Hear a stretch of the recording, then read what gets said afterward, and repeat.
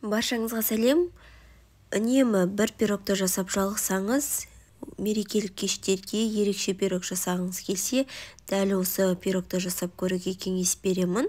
Құрамы қарапайым және шарлотка пирогынан да өте дәмді болып шығады. Керек өнімдерімізді алдымен дайындап алдым. Сонымен қатар жұмыртқаны ағы мен сарысынан бөліп қойдым. Ұнымыздың үстінен қантымызды, қопсытқышымызды салып араластырып аламыз. Содан кейін мұздатқыштан шыққан салқын сары майды алып, үккіштің көмегімен осылай үгітіп аламыз. Енді қолымызбен қамырды осылай иілеп, крошкалар пайда болады бізде. Міне дәл осылай. Енді оның үстінен жұмыртқаның сарысын саламыз.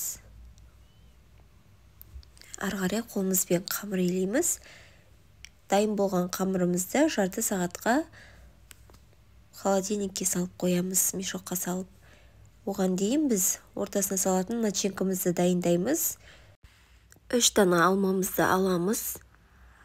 Және осылай сыртын аршып, ортасын алып тастап, кубиктап турап аламыз.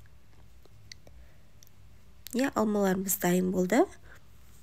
Енді кез келген ыдысымызға сары майды және қантымызды осылай ертіп аламыз. Қант ерігенге дейін жабысып қалмау үшін осылай тынбастан араластырып тұрамыз. Енді үстінен алмамызды саламыз. Кішкене алмамыз қызарғанша қуырамыз. Содан кейін үстінен жарты шай қасық осылай корица саламыз. Корица салғанды жақтырмайтындар болса, ұнамаса салмасаңыздар да болады, өз қалауларыңыз. Енді үстінен кукуруз крахмалын саламыз. Менде ол болмады, сол үшін орнына ұнды қолдандым. Енді алмамыздың суы шыққанша осылай жақсылап тоқтатпай араластырып пісіріп аламыз. Бізде алмамыз дайын. Холодильниктен тестімізді алып, осылай формамызға орналастырып, түбін вилкамен осылай тесіп шығамыз. Үстінен дайын болған начинкамызды саламыз. Бетін тегістеп, қызып тұрған пешімізге салып, қамыры қызарғанша пісіріп аламыз. Енді бетіне меренгімізді дайындаймыз. Манағы 2 жұмыртқаның ағын және де үстінен қантымызды қосып, осылай беті ағарғанша көпіртеміз. Қатты қою болу міндетті емес. Осылай сұйық болса жарайды. Міне бізде осылай тестіміз қызарып пісті.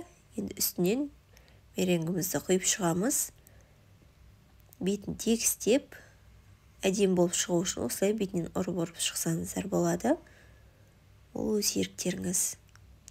Енді шамалы уақытқа тек меренгіміз қызарғанша салып аламыз. Бізде пирогымыз пісіп дайын болды. Бұны әбден суытып бар формадан аламыз. Мен кішкене ысылау кезінде кескен болатынмын. Қараңыздар, пирог өте жұмсақ, тестінің өзі үгітілмелі болып шығады. Сіздермен болған сандуғаш, назарларыңызға көптен көп рахмет.